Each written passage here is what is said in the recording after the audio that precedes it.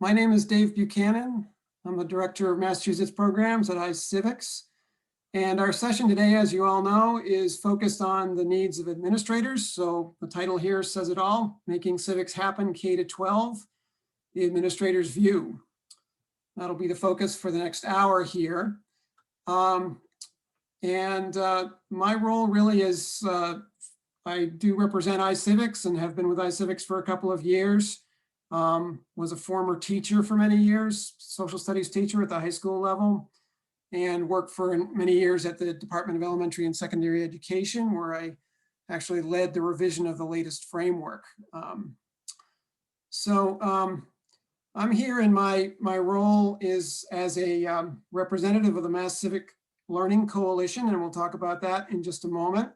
I also want to just introduce my colleague, Laura DeSalvo, who is joining us this afternoon to help out with some of the backside of this session. Laura, I appreciate you being here. Laura is a driving force behind the creation of a lot of the materials that iCivics has created for Massachusetts educators, and appreciate your help this afternoon, Laura.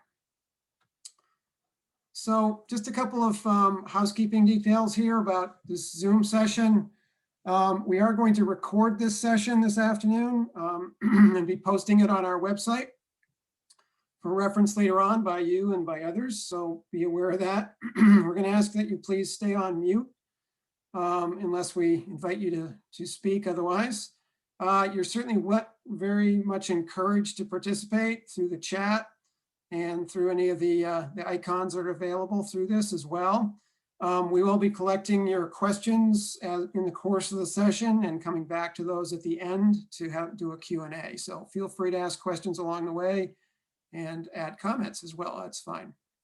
If you do have any tech issues, some lags or glitches, you could turn off your video and just go with audio, and you can actually use your phone for the audio piece of that, if that's helpful. So as I said, I'm here representing the Massachusetts Civic Learning Coalition. Coalition is a coalition of about 30 organizations at this point.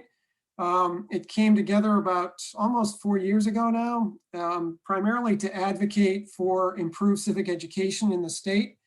As many of you probably are aware, the coalition was particularly active in terms of supporting and advocating for the civics law that passed in 2018.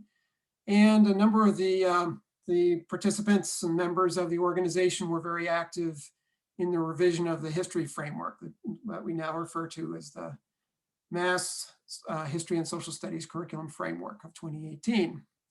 The coalition is comprised not only of educators, but also of folks from a number of nonprofit organizations, as well as research institutions and others who have a stake in civic education in our state and nationally. And we really believe that it's important that civic education should be a core component of every young person's educational journey here in Massachusetts, and hopefully elsewhere as well across the country. So just as an additional word about the coalition, we are currently very active on a number of different fronts, continuing to work on advocacy, particularly for additional funding, and have been quite successful with that over the last couple of years. And it looks like this next year we have support from the governor for some level funding for civics work in the coming year as well. So that's really good news. We're not taking that for granted and are continuing to do some lobbying to advocate for that funding in the next month or so. In addition, we also have a very active marketing side of our organization that does a lot of outreach to parents, families, and the general public. And we're building that as we go. So that's really expanding. And in addition, we have a teaching and learning committee that's very much focused on the needs of educators. We are offering these webinars, for example, and also providing a lot of resources on our website. Just when COVID hit just a year ago, we jumped into action and put together a whole series of resources, both for educators and families, which you can access through the link that's provided here on this page and also in the chat as well. So we'll hope you can take advantage of that. We'll we'll continue to update the resources on that and have some plans for adding some additional pieces to that in the next couple of months as well. So our focus today is partly drawn from some of the existing and past research, as well as some of the more current research. And one of the particular reports that we've been focused on in our work has been the one that's put out by the Center for Information and Research on Civic Learning and Engagement, otherwise known as CIRCLE, that's based at Tufts University. CIRCLE's has a national reputation for the quality of its research on civics education, and was contracted by the state of Massachusetts to perform an evaluation of the state of civic education here in Massachusetts. So you'll see the full title of that report up at the head of this slide here.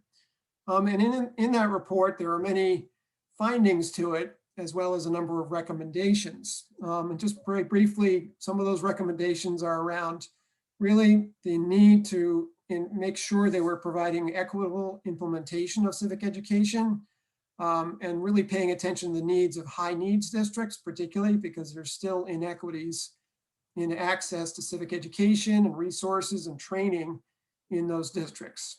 In addition, there's a clear finding about much more attention needed in the elementary grades, both in terms of the amount of time that's available for civics in general, but also in terms of the resources and the training for teachers, as well as focusing in on some of the gaps in teachers' background and access to those resources in the middle school and high school grades.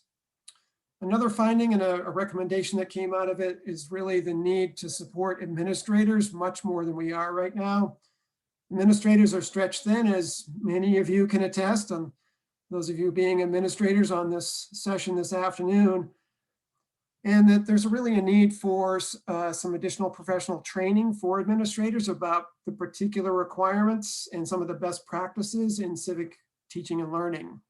So this session particularly is geared to start that conversation and to try to provide some of that support. We're not going to pretend an hour session today is going to solve the world's problems, but it's the beginning of this, and I'm sure we'll be circling back on this issue in the future here. In addition, of course, as I said, there's much more attention needed in the elementary grades, and I just outlined some of those. So our webinars through this spring season, this is our second round of webinars. We had a series last spring as well. Those for this spring are focused, as I said, on this one around administrators' needs. The next one will be focused in on student voice and inclusion by the group Building Audacity, some representatives from that organization. And then the final one for this series, for this school year, will be a focus on the elementary grades and an introduction to a curriculum that is under development called History's Mysteries that you might have heard of. So there's more information about that on our website as well, and we'll provide the link to the particular page that you need for that to register for those sessions. So turning to today's session particularly, we're really fortunate to have with us Nancy Milligan from North Middlesex Regional School District, Gorman Lee from Braintree Public Schools, and Kevin Dean from Lawrence High School to talk with us and share some of their experience and expertise as administrators in their districts. And you'll notice that these folks have all kinds of credentials and have done a lot of work both in their districts and externally too. So we'll be hearing some of that from some of the expertise they bring from that work as well. The format for this session will be that each presenter will introduce themselves very quickly, and then we'll come back to each one of them and give them about 5 minutes each to give an overview of their work, so you get a broad sense of the work that they've done and where they're coming from, and how they've particularly addressed this issue of how to make sure that all students have access to high quality civic education. Once we work our way through that, we will go to a question and answer, or a panel discussion on a number of questions that we predetermined, and then turn to some of your questions. And a couple of you have submitted questions in advance. Again, if you're just joining us, feel free to submit questions in the chat, and we'll come back to those toward the last quarter of the session here.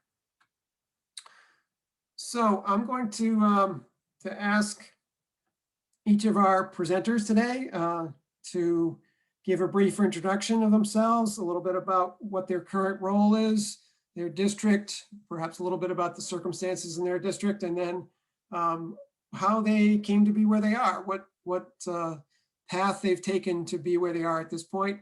Once we've heard from all three of them, we'll come back and dig in to hear more directly and more deeply about some of the work they've done intensively in their districts. So Nancy, I'm going to turn it over to you first to do a brief introduction of yourself. Hi, I'm Nancy Milligan. I'm the Assistant Superintendent of the North Middlesex Regional School District. North Middlesex is made up of 3 towns, Pepperell, Townsend, and Ashby, which is in the northern part of the state. About 495, we abut New Hampshire, so we're somewhat rural. Because of that, I am here today because we have learned in our district that the best way to get this type of work done is to make friends and collaborate. So this is my second opportunity bringing together multiple districts to try to do some of the heavy lifting together. My background is I actually started off as a kindergarten, 1st and 2nd grade teacher. I was an early childhood educator. I became a reading specialist, then a literacy consultant, and moved up to the director of curriculum for Wakefield Public Schools for about 7 years. And now I have been the assistant superintendent for the last 7 years of North Middlesex Regional School District. This has provided me the opportunity to network extensively across the state to try to get this important work done for our students and the other students across the districts that we're working with. Great, thank you. And thanks for being here today. Kevin, would you introduce yourself, please? Sure. Thanks, Dave. My name is Kevin Dean. I'm the Humanities Pathway Supervisor at Lawrence High School. This is my 3rd year with Lawrence. Previous to that, I was a principal of a Phoenix Charter Academy in Chelsea. And prior to that, a humanities and secondary English teacher, where I taught both in Eastern Mass, upstate New York, and abroad as well. And so what I'll kind of highlight today is sort of our experience that I've been leading since a couple of years ago around really trying to implement within the new frameworks, a strong focus and sustained focus on civics, and doing that from what I feel to be a pretty teacher-centered and partner emphasized and included perspective.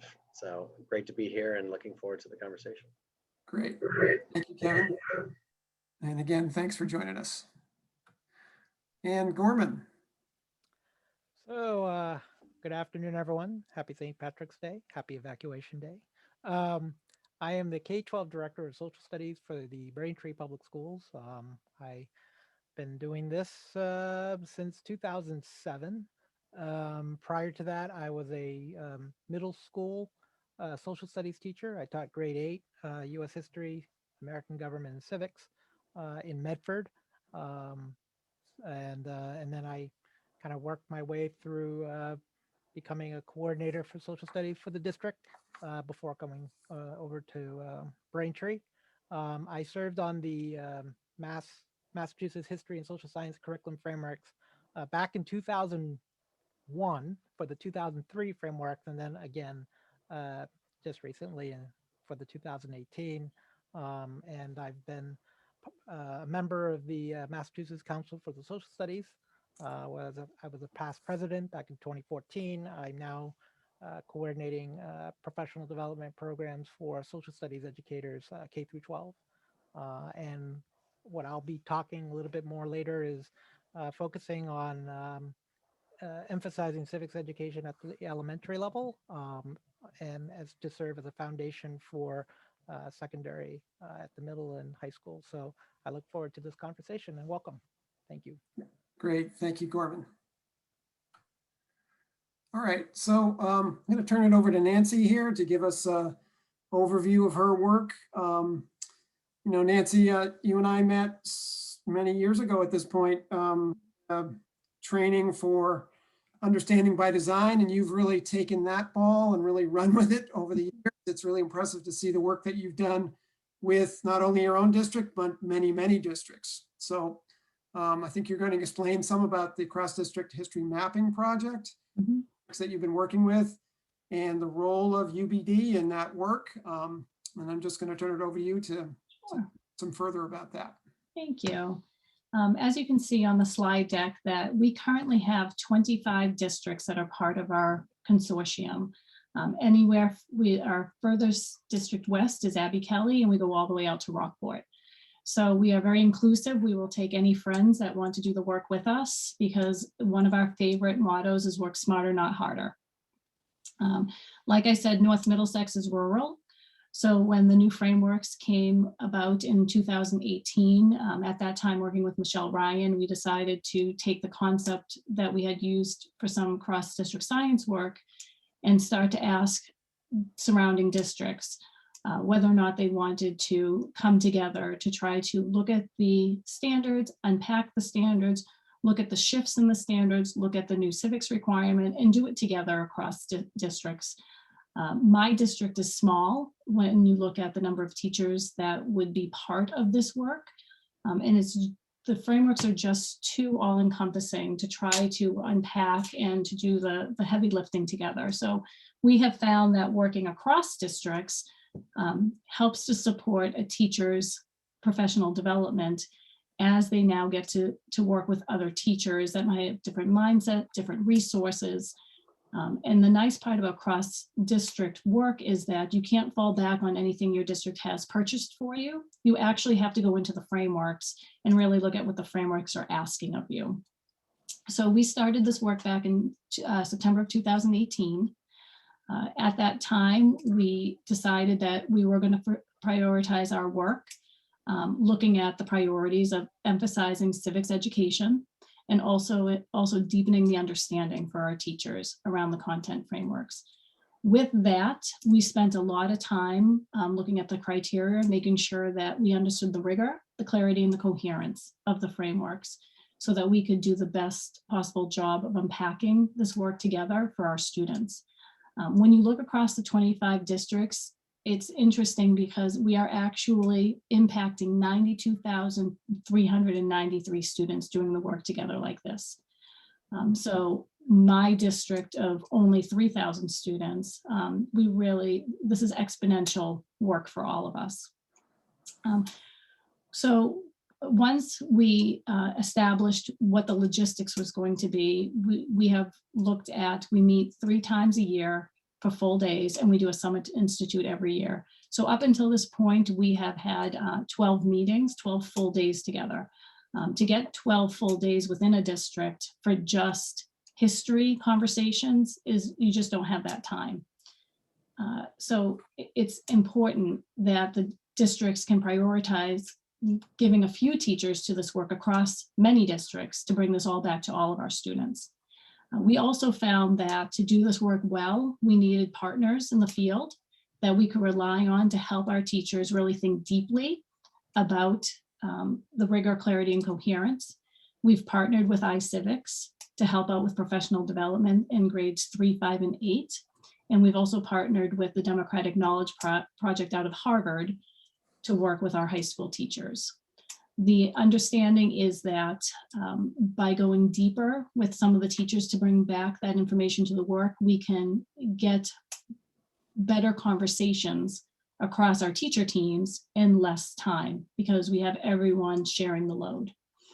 Like David said, we've started with really a UBD mindset with the unpacking, looking at stage 1, the desired outcomes. That's very important because when you do this work with teachers really want to get right down into the logistics of activities and lessons and the materials. And through an administrator's point of view, I want to make sure that in order to get to the best lessons, activities, and resources, we truly understand what our targets are. So we did a lot with understanding UBD in the 3 stages as prep work before we brought teachers' teams together into the content pieces. That being said, the work at the beginning for some teachers feels like it went very slow, but it goes slow to go fast. because you really need to know what you're doing and you have to calibrate across all the teacher teams. So right from the start, we talked to our teachers about this is a multi-year plan, that this is not just a 1 year, this is not just a 1 day drive-through PD, that this was a multi-year commitment. And having done this with a science group, we know that we ask teachers to commit between 2 to 4 years to do this work. 3 days of release time through the years and anywhere from 3 to 5 days during the summer. And most of our teachers could commit to that. They said that this is important work. When you think about why we're here today between the administrator's view and civics specifically, we knew that embedding and understanding how civics is embedded K-12 needed to be a focus area for us. And that's why it was crucial to work with partners to really dive deep into those pieces. And I know later on today, we'll talk a little bit about how that looks in the current state in a remote environment versus a traditional school year. But we hope to pick back up the work next year with some in-person meetings again, so that way we can do this work well. Thank you, Nancy. You make it sound very simple. The fact that you're able to corral all those teachers for all those districts for all of those meetings is really truly remarkable. It's a bit of well, you are herding cats at times. Although at those sessions, there's such a great spirit, such a goodwill there about the work, and you've created a really nice culture in that the whole set of districts that are working with you, that I think it's really quite remarkable and quite a standard for everybody to try to live up to. So we'll hear some more about that. I'll just mention that Nancy's a bit legendary because last time I saw her in person, or close to that anyway, one of the last times, she was also taking care of her daughter, a young daughter at the same time, and was giving a presentation about UBD while carrying her daughter on her hip at the same time. So I'm not sure how many of us could do that. We do it all. Thank you. So I want to turn it over here now to Gorman, talk a little bit about some of the work that he has underway, K-12 in Braintree. And, Gorman has a wealth of experience working as the professional development coordinator for the Mass Council for Social Studies as well. So I think we'll gain some insights from all of that work. Gorman? Thanks, Dave.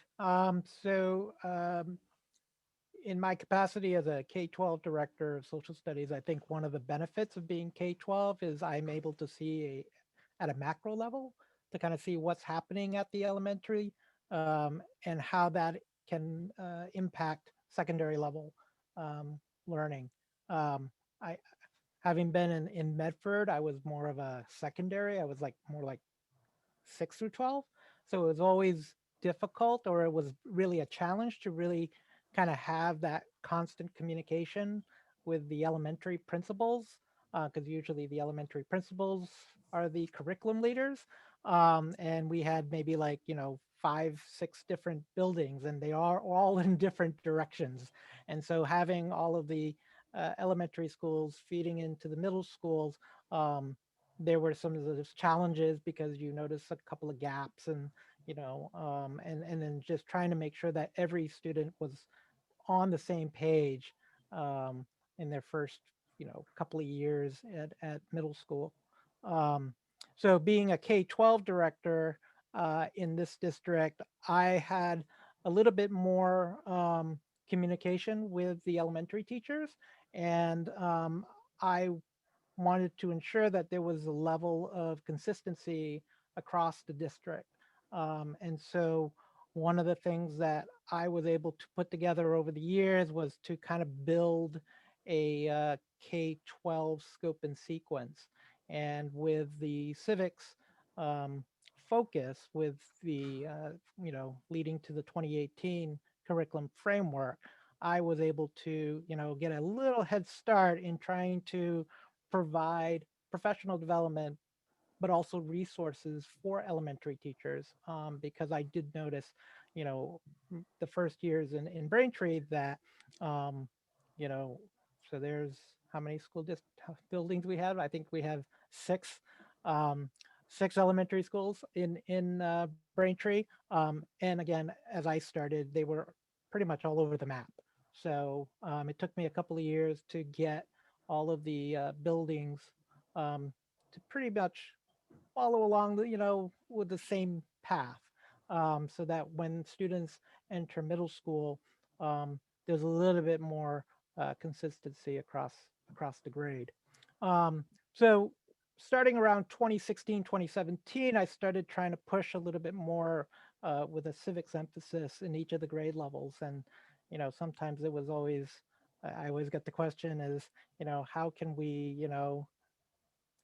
tie geography with civics? How can we tie early world history with civics? And I try to again look at a macro view and thinking scaffold approach, and building foundations at the early elementary grades, and kind of build up towards fifth grade. And so as you can see in this slide, here are some of the priorities of the focus that that we put in place at each of the grade levels. And I guess, with this pandemic, because I think it was really like 1 year ago this week where we actually all just went into remote, well, it's not really remote teaching. I think it was more called crisis teaching. That we started to really think about how are we going to continue with the rest of this year, and then how are we going to start, how we continue through the remainder of last year, and how do we start this year. And I think one of the advantage or the benefit, or maybe it's the silver lining of the pandemic, was I was able to get try to get teachers to collaborate with one another, rather than having each classroom teacher trying to develop their own lesson, that we would put together a grade wide lesson units. Um, and it was also a great way to introduce some of the new content topic standards and the history practice standards into into our lessons that we built. And so all of last spring and into this year, we kind of continued on with this collaboration of teachers across the grade levels creating units all together that then they would all be able to share, and implement and deliver. So and it's the same went with the secondary level at the middle and high school. We pretty much did the same in terms of having that collaborative effort in planning lessons, and then being able to implement and deliver in our, whether we were doing remote, hybrid, or in class learning. Um, but with the elementary, we kind of kind of started focusing on character education, particularly at the kindergarten and first grade, because we felt that instituting some character traits or character education is the first step for citizenship. And so that's what we kind of started with, and really getting students to think about who are we the people. Um, and then we move on to geography literacy, and then um, local and state history, and then started looking again geographic regions of the United States and North America, and then it kind of falls into place, and you can see on this graphic. So yeah, I think you can go to the next slide, Dave. So here's again kind of like talking about promoting the civic mindset in each of the subject matters. And this is kind of like just like a basic overview, to kind of give a description in terms of how each of these subject matters can promote civics education. Um, so again, character education is really looking at developing character traits. Um, Geography, looking at geographic literacy, understanding how different regions can impact and influence how people live, how they, how they work, how they perceive and understand things, how they believe. And as we move towards a secondary level, we can kind of also, kind of promote global citizenship, not just citizens of the United States. But we also then focus a lot with the history and social science practice standards, particularly with ancient world history, because as far as content, other than, talking about Greece and Rome, and you can talk about the historical and philosophical foundations of democracy, but it's also a good time for students to learn the basic skills of historical thinking by, examining and analyzing artifacts and evidence and being able to explain historical narratives using data and historical understanding. Um, so it's kind of like we were just trying to kind of provide just that basic overview in each of the subject matter in terms of how that can promote civics, a civic mindset in our curriculum. And so basically that's kind of like my priority or focus as a director, was just trying to provide the resources, professional development for my staff, and allowing them to collaborate and to work together in putting instruction that hopefully is effective, that's rigorous. Um, and this past year, my 8th grade staff, there's 5 of them, and they put together in the fall a semester long project based lesson unit on the election of 2020, and really incorporating the contents topic standards and history social science practice standards into a 10-week unit. And at that time we were all pretty much fully remote. So late summer and early fall, the 5 teachers worked together to develop this 10-week unit. Um, and again, it makes it just so much easier, because then not every teacher is trying to develop their own lessons for that 10 weeks. They're working together, they're sharing resources, and that kind of practice that we did with at all the grade levels. I think one of the comments that my teacher said, that they never felt so in sync together this past year. So even despite all of the challenges of remote learning and hybrid learning, as far as the planning goes, they just felt like for the students, it didn't matter what teacher they had, they were all learning the same thing. And so I think that's something that we're going to continue taking with us even when we all are back in the classroom. So I guess that's all I have to say at this point. So And Corman, thank you. And you're always such a model of that collaboration yourself. You do all this internally in your own district, but also in your work with the Mass Council as well, sharing all of your experience and getting others to really contribute to that as well. It is a bit of a wonder how you do it all, given you're teaching at the same time as being the director of social studies in your district and doing all this state work as well. Some of us do refer to you as the energizer on occasion for that reason, and for good reason, I think. So thank you. We're going to turn to Kevin now to talk about his work, particularly focused on his situation at Lawrence High School. So obviously his focus is the high school grades. So turn it over to you, Kevin. Great, thanks. Yeah, I think around the the theme of kind of collaboration and coherence, certainly applies to Lawrence High School, and kind of how we're currently organized as a high school is we have about 7 different academies. Each academy is run by a principal who has staff with curriculum directors and guidance counselors. So the students kind of move through academies. The most typical kind of movement is from the 9th grade academy to the 10th grade academy. Then our upper school, we also have academies for international students, newcomers, students that are overage, undercredited, as well as an exam school. And so sort of our ever everlasting sort of problem of practice is how do we build consistency and equity across our schools so students' experiences are strong sort of no matter where they are. And what I found sort of as I joined LHS was, we had world history in 9th grade, and then our US 1 and 2 sequence in 10th and 11th grade.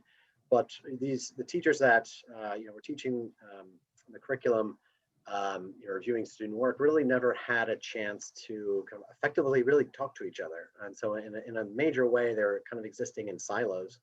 And we know that's not great for them. They were clear about that, and not great for students either. And so what I really tried to do is to think about, sort of a slow and steady approach that would help teachers really, go beyond, okay, we've got new standards and the word is sort of compliance, and sometimes that's the position, but really thinking about, how do we embed this based on the values from which, whether I'm new in teaching or a veteran, I'm bringing to the classroom every day. And so initially, we had a discussion around the standards.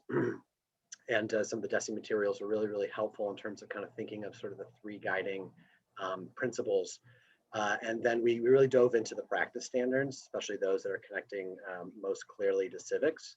And sort of as a team of 9 through 12 teachers, really selected a few to say, okay, let's kind of focus on these over the next year, 18 months, maybe 2 years, to try to really sort of get good at understanding how these can work for our students, no matter where we are, which academy we're in as a school. So that was some of the initial work that we did, and really where that led us is to thinking, at our grade levels and in our academies, how do our team mission statements, in other words, what do we hope our history education really helps students be able to do? Where is that reflective of civics at this point, and where might it not be emphasizing that? And so we did some revision rounds there, which really helped build some glue between academies and between different grade levels. And that was also really informed by the work with an early partner of ours, which was the Democratic Knowledge Project, kind of really getting like the 10-question framework in front of teachers who really sort of gravitated to that. They also provided some tools and materials, and just kind of helped center us and facilitate some great conversations. That folks could go from kind of big conceptual thinking to, oh, this is what I'm doing in my class tomorrow. Maybe one of these questions is really relevant. I can kind of walk students through it and get us thinking a little bit about the application as we looked at broader standard alignment and implementation of the following year. I also established a civic project team, which did some deep thinking and looking at student exemplars from some of the pilot projects across the state, which is really helpful just in grounding our thinking. And from there, teachers really felt like a look at current events as sort of a manageable sort of bite, and thinking about how we're connecting current events to the new content and practice standards and literacy standards. And that's where we began partnering with Facing History. And I see Lizzie on the call. Hi, Lizzie.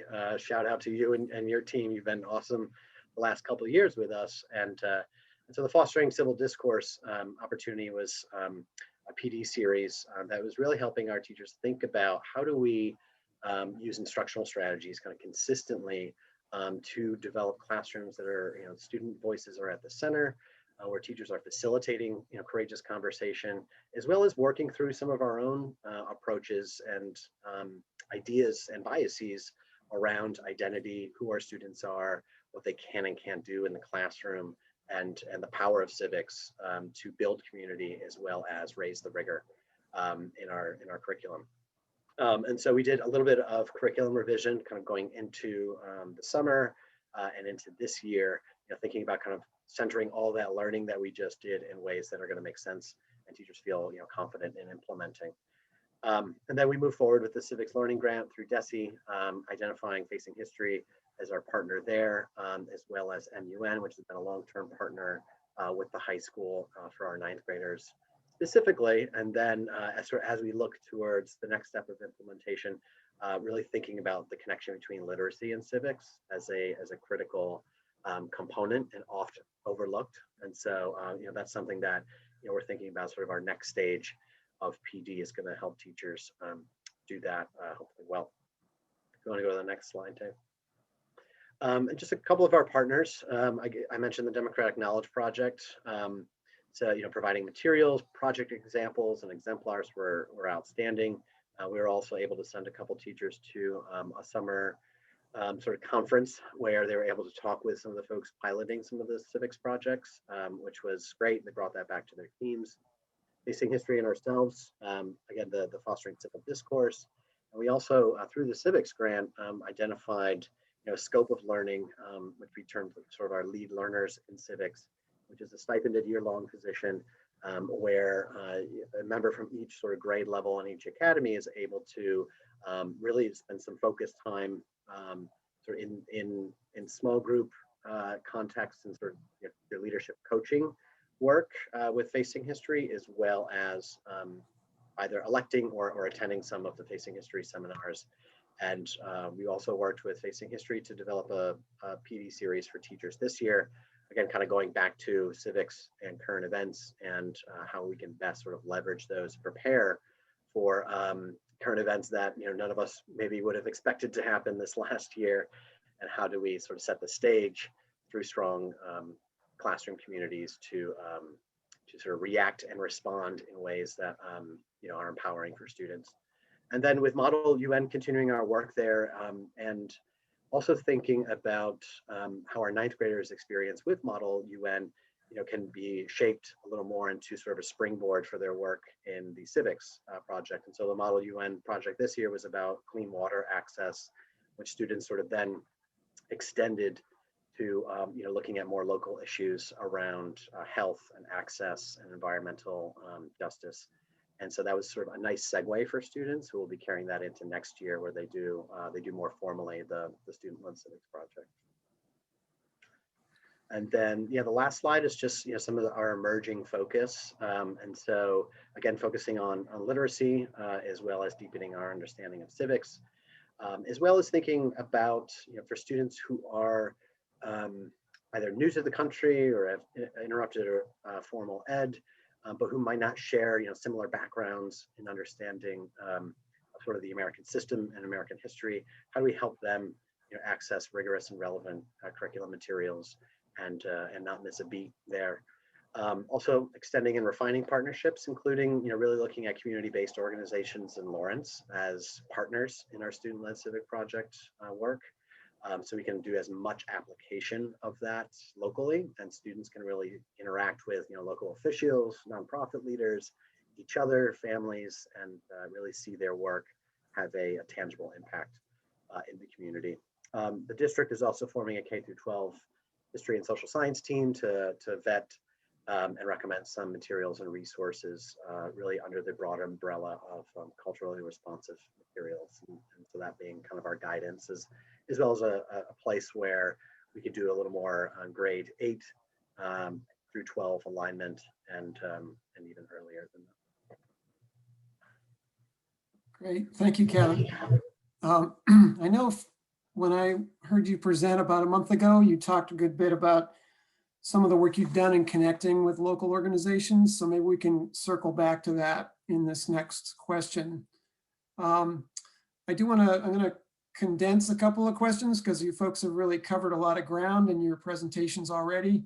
So the question for you, and if you just could make these fairly brief so we have time for some questions from participants today. What's your, how do you see beyond what you've described as the current work you have underway? What is your vision for how you want to make sure that civics has a place at every grade, or in Kevin's case, the grades at the high school? And how have you really incorporated the requirement around these civics projects at grade 8 and in the high school? How have you worked those in to be part of that long-term vision? And I'll just turn it, Nancy, maybe you wanted to take that first and we'll just go in the same sequence. Sure. So definitely looking at COVID hitting this year, we are definitely going to start picking back up the work. This year we pressed pause on everything for the cross-district work and allowed districts to go back into their individual districts and just deal with the pandemic in the way that they needed to I want to say survive this year. Knowing that, we're going to start back up next year and look at bringing back the teams. Hopefully we can recruit back the teachers that had started the work. They knew it was a multi-year endeavor, and I think a lot of people are excited to come back. And I think that our work this year with iCivics and Democratic Knowledge Project has helped keep that work going. Because we're multi-district, we don't have a grant funding source, a funding source across the district. So we did tap into the Civics grant to lay the foundation. But I really do think that we almost have to back up to move forward again, to make sure that we can continue to understand civics knowledge in relation to the unpacking piece. But what we heard, Gorman and Kevin also talked about the civic skills and bringing in ELA teachers, and also civic dispositions, which I really think is really connected to a lot of the equity work that districts are also doing at this time. So I think that coming back and bringing everyone together, we're ready for that next step to dive deeper into looking at civics across the different grade levels and calibrating a little bit deeper. Great, thanks, Nancy. Mhm. Gorman? So yeah, with COVID, everything really kind of put the brakes on a lot of things. But one of the things that we focused on for this particular year, especially seeing what has been happening all over the country last summer, uh, we thought we would take advantage to at least kind of continue focusing with current events at every grade level, just for that students would then have some um, base knowledge of some of the issues that this country is facing, our society is facing, um, and hopefully with that base knowledge, as we move forward to the next year, we could tap into that, and students would already have some prior knowledge or current knowledge of some of the issues, and that may help them to think about the kinds of projects that they might want to do, particularly in 8th grade and at the high school level. So we kind of took advantage of trying to create opportunities for students to explore some of the current events that are happening. Particularly in U.S. history, they focus with U.S. current events, and world history, they kind of focus on some of the global issues. From you know, even the Black Lives Matter at a global scale, but also environmental and climate issues and some of the politically unstable regions around the world. So we're using this year as providing, for students to gain some of that knowledge, but it also allows us some time to really kind of, allows teachers some time to really kind of explore and think about how to implement, the process, um, particularly using the civics project guidelines and planning for the next year. So, you know, despite of what 2020 has brought us as far as education is concerned, it did allow us a little bit more time to kind of think about developing some of the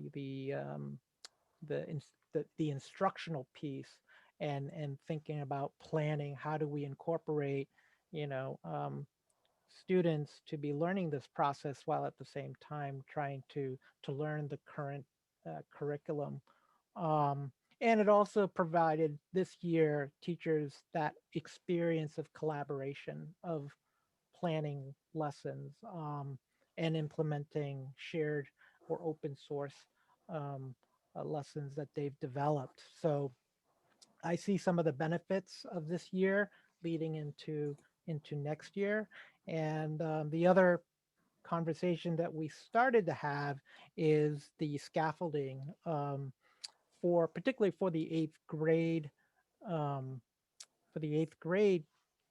curriculum, where students would be putting together these nonpartisan led projects, um, knowing that we could start this process in the 6th and 7th grade, and so that alleviates the burden of 8th grade teachers having to do this project, that this is more of a 6 through 8 project, So the process starts either in 5th or 6th grade, and maybe even continue on at the high school level.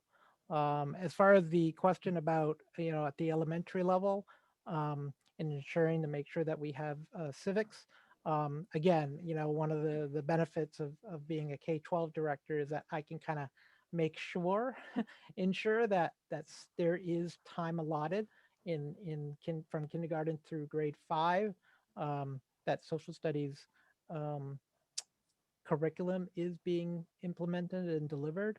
And I work closely with the English language arts teacher and the music teacher and the arts teacher. And we're always trying to think of ways that we could do some cross interdisciplinary units, so that social studies can be a part of a unit rather than being a standalone. And then thinking about, reporting standards and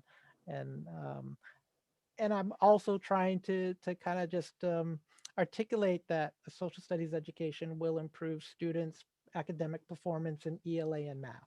So, um, so that's kind of like how I try to ensure that civics is being addressed in all levels. Thank you, Corbin. And Kevin. Yeah, agreed. We're currently doing the student-led civic projects right now. And I think it was important to, again, kind of focus much more on process than kind of product. And I think that I think from the teacher standpoint, felt good that this is a place that we knew we needed to grow, and so trying to do as much right now with students, so that we can gather as much learning as possible, is really key. And so looking forward to later this spring, kind of having a sort of department-wide 9 through 12 sort of debrief on that, and then really thinking about how do we backwards plan from our 11th grade US2 student-led civic project, which we want to be as as community impactful as possible. And then thinking, so where do students start in 8th grade and then 9th and 10th? So for students, they understand that it's a multi-year trajectory, and that we're really able to scaffold those skills in each grade level in really meaningful ways. Great, thank you, Kevin. So I want to take a moment here to address a couple of questions that have come in just in advance of this meeting. And if we have some time, we'll take any others as well. One of those questions was from Tom Hutchison, who's the former chair of the Civic Education Committee of the Mass Municipal Management Association. So his question is around local government and the importance of creating some curriculum material around that particularly. So his question is to you folks is whether you'd be willing to work with the municipal administrators and managers regarding the development and implementation of a local government curriculum unit.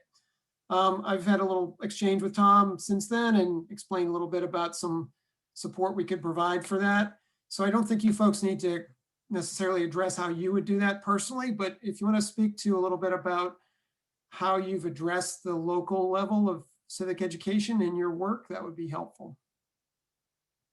And I'll just turn it open it to anybody who'd like to respond to that.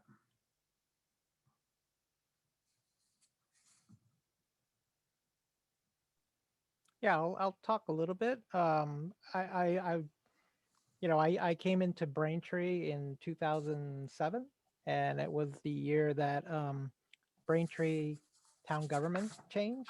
We went from a selectman to a mayor council form of government. So it was a great opportunity to put together a unit about the change in our local government. And we did so we put a unit together, but I had established a relationship with the mayor and with town hall, and we've always had some state and local unit that we developed in third grade.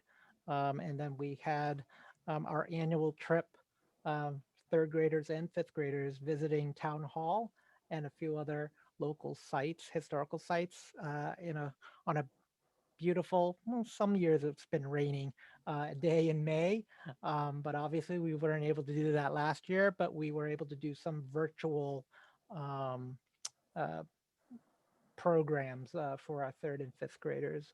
But with that relationship, I've always I've always invited the mayor and town council and school committee members to come to our classes at the elementary, middle, and high school in many of our classes. So I think, one of the key is just establishing a relationship with the mayor's office and with the town council, and inviting them to all of the events that we do in our classes, but then always having some opportunities for them to come and speak. I piloted a history of Braintree course a couple of years back, and I've had the mayor come and talk to our students. He loves to talk, so he loves to talk to our students, and and so that's the kind of I think that's the critical piece, is just that constant communication, and there will be obviously more opportunities to come in the future. Great, thanks, Corman. I think given our time, I'm going to leave it at that on that question. I think that's a good example, and I'm sure Nancy and Kevin would have other examples perhaps to offer on that question as well. But I wanted to get to one other question before we wrap it up for the afternoon here. And this is from Andy, who's on our call with us this afternoon. His question is really derived from the recent release of the Educating for American Democracy report, and the focus in that report on making sure that civics isn't just simply the domain of social studies, that it's the domain of other content areas as well. So he's asking if you're aware of any efforts by other teachers, including STEM, to teach about societal and civics issues, and if so, in which subjects and about what issues. So Kevin and Nancy, perhaps you could take a moment to address that question. Sure, yeah, I can jump in. Yeah, we kind of had some that weren't necessarily kind of pre-planned for this year, but we've begun implementing a project-based learning model across our content areas this year, and teachers had some kind of model projects, but I can think of a couple where actually our history teachers and our STEM teachers had some collaboration in designing and building a project around replacing old light bulbs with like LED light bulbs across the city of Lawrence. And they ended up looking at that both from obviously the STEM side, as well as sort of what skills and dispositions do folks need to actually advocate effectively, and ended up presenting to Mayor Rivera when he was there, and getting some commitments there. And so that was a really kind of exciting piece of just, hey, let's do this. This seems to apply. And so I think that's a great thing to build on. And I think potentially through next year, there's a lot of opportunity to think a little more strategically about that, as well as sort of build the community partners that can help steer us in the right direction and get us audience. Great, thank you, Kevin. A good example. I think you had spoken about that when I heard you last present on this topic. Nancy, is there any last word you'd like to have on any of these questions? We are going to need to wrap up fairly soon. Sure. I guess knowing what is your single most important piece of advice for educators doing this work is, please remember this work is never done. That although we may have a final product or a curriculum map or a lesson plan or a set of activities, you still need to go back and reflect and revise and address our current understandings of what's going on in the world. And our motto through the consortium is from Arthur Ashe: remember, start where you are, use what you have, do what you can. So even the littlest step forward in this work is going to make a huge difference in the lives of our students to become engaged citizens in a democratic society. So that's what I would end with. Great. Thank you for that. That's a great parting thought for all of us on this topic. We are going to have to wrap up for the afternoon, unfortunately. Obviously, this is a topic we could extend and hope to extend into doing some other sessions like this in the future. So do stay tuned for those. I want to thank Nancy, Kevin, and Gorman for joining us this afternoon and being such a force behind making such inroads on all of this in the last couple of years and making such a difference in civics education for all the kids that you're working with. As a wrap up here for this session, I want to point out that we do have an evaluation for this. We'd appreciate your feedback about this session. That helps us plan future sessions, and we're really trying to address high needs issues these days. So feel free to make some comments on that and some suggestions for future sessions and potential presenters as well. We do have dates set for upcoming sessions, the two that I mentioned earlier. You see the dates here on screen. You can access all the information about those, including registration, on our website. So you'll see the link for that in the chat and access that. It's the Mass Civics Learning Coalition website, if you're looking at this at another time without the link at your fingertips. Do check that out, and do stay tuned for those upcoming webinars. We're also hosting a Civics Learning Week at the end of April, which is a pretty intensive set of events designed for not only teachers and educators, but also for students and for the broader public, in an effort to try to build a real constituency and a lot of public support for civic education here in Massachusetts. So do stay tuned for more information about that. We'll be posting that on the coalition website that I just noted here as well. So we are going to wrap up here. Again, I want to thank Nancy and Gorman and Kevin for making time for this, for sharing their expertise and all their wisdom from so many years of digging in and doing the hard work of all this. You folks really, I think, are the unsung heroes among many others in our field here in Massachusetts, and really appreciate all the work you do every day with the kids of Massachusetts. Many of us as parents as well can appreciate that, not only as professionally, but as parents as well. So thank you so much. And we do hope to have some future sessions that would address this issue and perhaps even have you folks back again. So thank you very much. We are going to wrap up the session. So again, thank you for attending. I hope it was a useful session for all of you, and we'll hope to see you at a future session. Have a good afternoon.